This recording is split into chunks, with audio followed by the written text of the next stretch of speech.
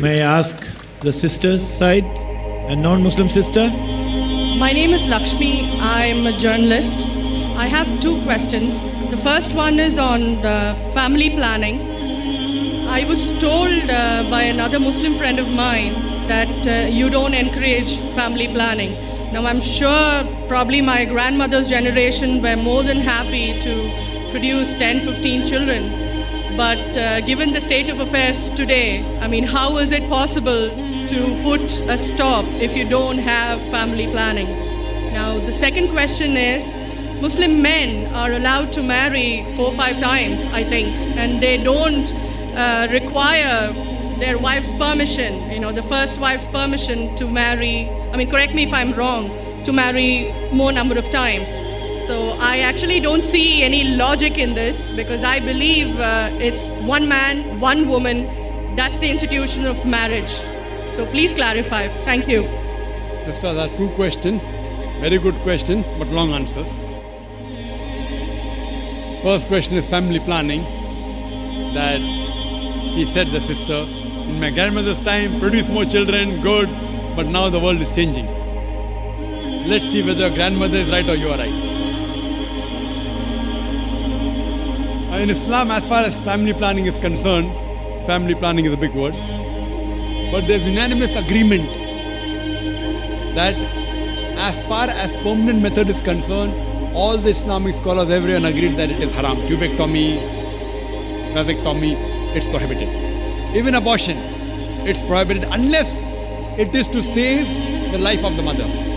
In that case, you can do permanent method, you can do abortion. For example, the doctor tells you that the lady has heart problem, and if she conceives again, it may be danger to her life.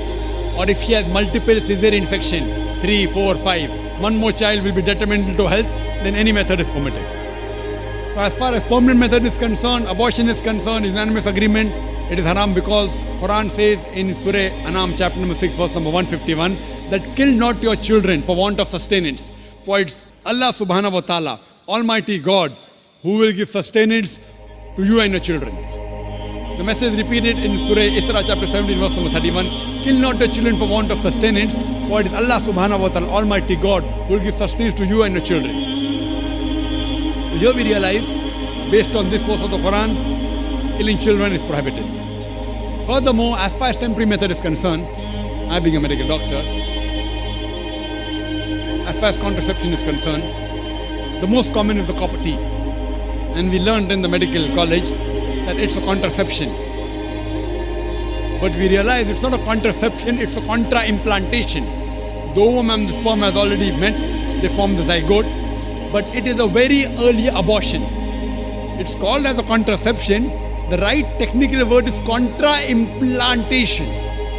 And if you let your imagination a bit ahead, it is nothing but an early abortion, so this too is prohibited. The difference of opinion as far as temporary method is concerned, but our beloved Prophet ﷺ, one person approached the Prophet and said that he used to do azul, that is coitus interruptus, breaking the act and preventing the fluid of the male to enter the female's body. The Prophet was silent. Now one group of scholars said because the Prophet was silent, he permitted. The other group of scholars said because he was silent, he prohibited. Difference of opinion, but let's get back to the main reason. So as far as copper T is concerned, that too is prohibited. OC pills, oral contraceptive, it changes the physiology of the body. Allah says in the Quran in Surah Rum chapter number 30 verse number 30, do not change the physiology of the body. And I being a medical doctor, I know there are so many complications for that. Now, coming to the basic question, why should a person want to do family planning? Is the basic question. Let's treat the cause. We as medical doctors, we prefer killing the germs rather than symptomatic treatment. One thing is symptomatic treatment. The other is knowing the cause and killing the cause. Now, broadly, majorly, there can be two reasons why a person wants to do family planning. One can be because he's poor and poverty prevents him from looking after many children. The other reason may be he's rich, but having more children, more spacing, he can make them doctors, engineers, etc. Now coming to the first reason, that if a person is poor, Islam has the solution for poverty. Don't kill human beings. The solution is zakat. In Islam, one of the pillars of Islam is every rich Muslim who has a saving of more than the nisab level, more than 85 grams of gold, he or she should give 2.5% of that saving every lunar year in charity. If every rich human being gives a zakat, poverty will be eradicated from this world. There will not be a single human being who will die of hunger. As far as poverty is there, the solution is zakat. It's not killing human beings. The second reason may be, I'm rich, I've got money, but I want to make my son a doctor. I want to make an engineer. So I give spacing. Less children, I can take care of them better. Sister, I am the fifth child of my parents. If my parents would have done family planning, I wouldn't have been here today. And do you know, sister, I am a medical doctor. You know, because today's society, the best profession they say is medical doctor, right? So am I a boon or a bane for society? Sister, fifth child of my parents. If my parents would have done family planning, I would have been here. But I gave up my profession of a doctor for a better profession that is spreading the truth. Allah says in the Quran, in Surah Fussilat chapter 41 verse number 33, وَمَنْ أَحَسَنُ قَالًا مِمَّنْ دَعَا إِلَى اللَّهِ وَعَمِلَ صَالِحًا وَقَالَ إِنَّنِي مِنَ الْمُسْلِمِينَ. Who is better in speech than one who invites people to the Lord, to Almighty God, works righteousness and says, I am the one who submits my will to Almighty God. I chose to be a doctor because I thought it was the best profession. It is a good profession, I'm not against it. But I found a better profession. From a doctor of a body, I became a doctor of a soul. If I was a medical doctor, you wouldn't have found 10,000-15,000 people here, right? You didn't come to hear a doctor of the body, you came to hear a doctor of a soul. So when I found a better profession, I changed from a doctor of a body to a doctor of a soul. So am I a boon or a bane for society? So it's a fallacy. As far as spacing is concerned, Almighty God has given a natural spacing known as lactation amenorrhea, breastfeeding. The moment you breastfeed, automatically there is spacing. But today's modern women, they don't want to breastfeed because they will lose their figure. Almighty God has given lactation amenorrhea. So now, there is a fallacy what people think, that if you have less children, you can educate them better. If you analyze and check the history of the Nobel Prize winners, all of them were not the single child. Many were second child, third child, fourth child, fifth child. They were Nobel Prize winners. They were intelligent. So it is a misunderstanding. That's the reason the Quran in Surah Anam chapter 6 verse 151 and Surah Isra chapter 17 verse 31, it sounds similar. The first verse Surah Anam chapter 6 verse 151 says, kill not your children for want of sustenance, for it is Allah subhanahu wa ta'ala Almighty God who will give sustenance to you and your child. This verse is referring to the poor people. That if they have one more child, even I will die and my children will die. The next verse of Surah Isra chapter 17 verse 31, the order is reversed. Kill not your children for want of sustenance, for it is Almighty God who will give sustenance to a child and you. Why is the order reversed? Second verse refers to the rich people. Don't worry, if he has more children, he will not die. He is worried about his children. So God says he will take care of your children as well as you. And now we realize, sister, that if you go to America, they encourage population and the children wear a t-shirt, I am my father's tax saver. The more children you have, the less tax you pay. Same in Canada, same in Australia. In India it's opposite. हम दो हमारे दो, एक के बाद अभी नहीं, दो के बाद कभी नहीं. It is a problem with Indian government. You know, China has the maximum population. India number 2. Do you know, sister, today the two superpower in future, which countries are they? China and India. Why? Because of population. So grandmother is correct. The more population you have, the chances of the country to improve. China today is the country which is the maximum improving. And India is neck to neck fighting with China. So the difference of opinion, who will be superpower in the next 20 years? Some say India, some say China. Why? America is nowhere. Australia is nowhere. Canada is nowhere. So sister, population is a boon. It's not a bane. You should know how to utilize it. We don't know how to utilize it. What we have to tell the government, you change your laws to utilize the man force, to utilize the population. So your grandmother was correct that the more children you have, she will also be better. And there's the third category sister. They aren't poor. They aren't bothered about less children. I can take care of them better. So what they say, who wants to take the headache of upbringing the children? I'm rich, no problem, money. I'm not bothered whether my son becomes a doctor or engineer. But who wants to take care of looking after the children? Third category. There are certain communities, even Gujaratis, they marry early. They have children early, and by the time they are 35 years old, 40 years old, their child is 15 years, 20 years, they are sitting on the seat of the business of their father. So by the time they reach 45, they can retire. They don't have to wait till 60 years. Marry early, have children take care of the business, and they relax early. So in the third category, if they want to enjoy life, it is better they marry early, they have children, they take care of the business, they'll enjoy life better. So that's the reason, as far as planning is concerned, Allah says in Surah Al-Imran, chapter number 3, verse number 54, Makru makrallahu wallahu khairul makirin. They planned and plotted. Allah too planned. Allah is the best of planners. So if you feel Almighty God can plan your family better, leave it to Almighty God. If you can think you can do better, the choice is yours. I believe in Almighty God, I let Him plan my family. And that's the reason I'm here. Coming to your second question. In Islam, men marry 4 times, 5 times, and they don't ask permission from the first 5. Why? As far as polygyny is concerned, a man having more than one wife, Islam is the only religion, and Quran is the only religious scripture on the face of the earth which says marry only one. There is no religious scripture besides the Quran. I am a student of comparative religion, which says marry only one. There is no verse in the Bible, no verse in the Bhagavad Gita, no verse in the Veda which says marry only one except the Quran. If you read the Hindu scriptures, in Ramayana, the father of Sri Ram, how many wives did he have? How many wives? More than one. More than one. 3 wives. Fine. Shri Krishna, according to Mahabharata, how many wives he had? Unlimited. Not unlimited. You don't know your scripture well. No. Did he have 4 wives? No. I have no idea.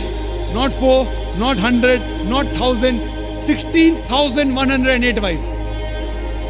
How many wives he had? 16,108. So why can't we Muslims have 4? What's the problem?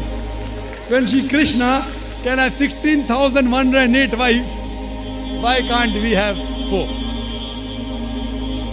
Further, if you read the Vishnu Purana, chapter number 24, verse number 1, it says a Brahmin can have up to 4 wives. If you read the Jewish scriptures, it gives you permission to have as many wives as you wish. If you read the Christian Bible, it gives you permission to have as many wives as you wish. If you read the Bible, Abraham had 3 wives. Solomon, how many wives he had? He had 700 wives. It is later on the church has put a ban that Christians should marry only one, not the Bible. It is the Jewish community married more than one wife. It was in 1950 that chief rabbi passed a synod that Jews should marry only one. So it is the rabbi, not the Jewish scriptures. And according to Hindu scriptures, you can marry as many as you wish. It is the Indian government in 1954 passed a law called the Hindu Special Marriage Act. Hindu Special Marriage Act, which says Hindus should marry only one. It is not the religious scripture. It is not Bhagavad Gita. It is not Ramayana. It is not Mahabharata. It is not Veda. It is the Indian Penal Code. The Indian government, which has passed a law in 1954 that Hindus should marry only one. But according to the statistics of the status of the woman in Islam, if you read the government documents on page number 66-67, it says that Muslims do polygamous marriages. You know what is the percentage in India? 4.3%. How much? In India, 4.3% of the Muslim men do polygamous marriages. the statistics between 1951 to 1961, Hindus, how many? 5.06, 0.7% more than the Muslims in India, according to the Indian government. Even though it is prohibited according to the Indian law, yet they do more polygamous marriages than the Muslims. Why? Now, let's analyze what does the Quran say. Quran says in Surah Nisa chapter 4 verse number 3, marry women of your choice in 2s, 3s or 4s. But if you can't do justice, marry only one. This statement, marry only one, is only given in the Quran and no other religious scripture. It says, marry women of your choice in 2s, 3s or 4s. But if you can't do justice, marry only one. So if you want to marry more than one woman, one of the criteria of the Quran is you should do justice. If you can't do justice, you should marry only one.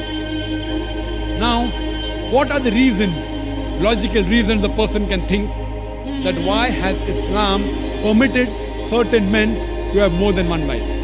Many non-Muslims think it is fard, it is compulsory for a Muslim man to have more than one woman, to have more than one wife. It's not compulsory, it's optional. It's not fard, it's not compulsory. How many Muslim men do you know who have more than one wife? How many do you know, sister? How many do you know? A few. How many? A few again. You mean 1, 2, 3, how many? Yeah, at least about 3. About 3. Have you heard of Dharminder? Yeah. How many wives he has? 2. Muslim or non-Muslim? Non-Muslim. Non-Muslim. Your previous chief minister, what's her name? Jayalalitha. Yes. Hindu or Muslim? Hindu or Muslim? Hindu. Hindu, fine. Now these are famous personalities. Fine. How many famous personalities you know in India who have got more than one wife? The 3 you know may be locality, fine? Yeah. Local, maybe friend in your neighborhood, maybe your colleague. In India, there are more non-Muslims having more than one wife than the Muslims. Now let us understand what are the logical reasons. Come back to logic now. Now, by nature, if you ask any medical doctor, he will tell you, male and female are born in equal proportion. Girls and boys are born in equal proportion. But any medical doctor, any pediatrician, any children doctor will tell you that the female sex, the female child is stronger than the male child. That's the reason there are more deaths in the male children as compared to female children. So in children's age itself, the female children are much more than the male children. As life goes on, there are people dying due to accidents, due to alcoholism, due to war. There are more males dying as compared to females. Today, if you analyze in the world, there are more females in the world as compared to males. There are few third world countries like India where the male population is more than the female population. And do you know why? The reason is because of female feticide and female infanticide. According to an article, a program which came on BBC by the name Let Her Die, the program was assignment. There was a British reporter by the name of Emily Buchanan. She comes to India and she says that every year in India, more than 1 million fetuses are being aborted after they identified that they are females. She says more than 3,000 every day. You multiply, more than 1 million every year. According to the Tamil Nadu government hospital report, she gives the statistics, out of 10 female born alive, do you know how many are put to death? 4. Sister, did you know that? Tamil Nadu, your state, your beloved state, according to the government statistics, out of 10 females born alive in the government hospital, 4 are put to death. There are billboards put in Rajasthan and here which says that spend 500 rupees and save 500,000 rupees. You know what does it indicate? Spend 500 rupees, do ultrasonography, do amniocentesis, identify the child you're carrying is a female, abort her and save 5 lakh rupees, 500,000 rupees. Maybe a couple of 100,000 upbringing her and the remaining 100,000 in dowry. If you stop this evil practice in India, our beloved country, stop the female infanticide, stop the female feticide. Even in India, the population of female will be more than the male population. If you see the rest of the world, if you see New York alone, there are 1 million females more than males. In USA alone, there are 7.8 million females more than males. In UK alone, there are 4 million females more than males. In Germany alone, there are 5 million females more than males. In Russia alone, there are 9 million females more than males. And God alone knows how many millions of females are more than males throughout the world. Suppose I agree with your philosophy, sister. You said, one man, one woman. If I agree with you, sister, with your philosophy, one man, one woman. And suppose my sister happens to be in America, or your sister happens to live in America. And suppose the market is saturated. One man, one woman, saturated. Yet there will be 7.8 million females who will not find life partners. One man, one woman. Now the option for these 7.8 million females is either marry a man who already has a wife or become public property. You say, Dr. Zakir Naik, public property, such a harsh word. Sister, it is the most sophisticated word I can use. I cannot use a more sophisticated word than public property. According to the statistics of America, do you know, on an average, a man, before he settles down with a wife, he has 8 different sexual partners. Do you know that? On average, 8. Some may have 1, some may have 10, some may have 28 sexual partners before he settles down with one. The only option remaining, so if my sister happens to live in America, or if your sister happens to live in America, and the option is given to her, and suppose the market is saturated, every man has found a woman for himself. And unfortunately, if my sister, or if your sister happens to be one of the women who has not found a life partner, the only option for them is either marry a man who already has a wife or become public property. Any modest woman would opt for the first. Sister, what would you opt for your sister? Marrying a man who already has a wife or become public property? My sister's too young to be married. So When she grows up and if she happens to go to America, or if you happen to be in America, her choice. what would you prefer for her? You're the elder sister. Would you prefer her becoming public property or marry a man who already has a wife and get equal rights? In Islam, if you have a second wife, you give equal rights. In America, the public property has got no rights. She's degraded, she's dishonored. In Islam, she has an equal right, she gets honor. What would you prefer for younger sister when she grows up? Sometimes it's difficult to speak the truth, sister, right? Especially in front of such a large audience. Anyway, I've got your answer, sister. Thank you. And your silence speaks for that. So that's the reason in Islam, sister, men have been allowed to marry more than one wife is to protect the woman, not to degrade her. Regarding a question, is it compulsory that the husband should take the permission of the wife? It's not compulsory because if she wants to protect, if that man wants to protect another woman, a normal woman, I agree with you, sister, no woman under normal circumstances would like to share the husband. You have to agree. This is human nature. But if the woman is a good Muslimah, is a good Muslim woman, what she says, let a small loss take place to prevent a big loss. She will say, I know sharing my husband is a loss for me, but I would prefer letting a small loss take place for me to prevent my sister becoming public property. She's a good human being. So she would surely give permission to the husband to marry a second woman, if she's a good Muslim woman. But taking permission is not fard, it is preferable. But at least informing is a requirement so that he does justice between the two wives. Hope that answers the question, sister. Thank you.